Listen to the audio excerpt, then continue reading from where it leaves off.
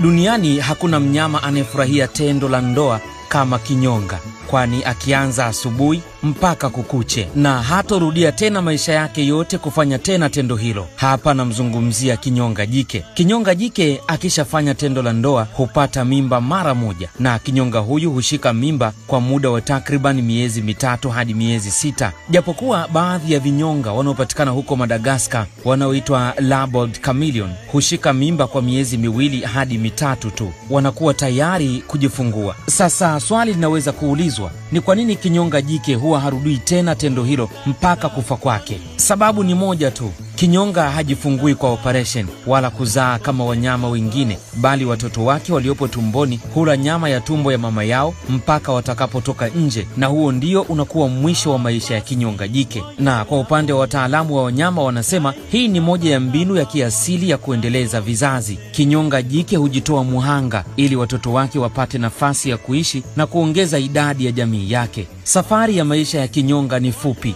lakini yenye maajabu makubwa, kuanzia kubadilisha rangi yake mpaka kujitoa muhanga kwa kizazi kinachofuata. Ni somo la kwamba hata viumbe wadogo wanaweza kutufundisha maana ya kujitolea.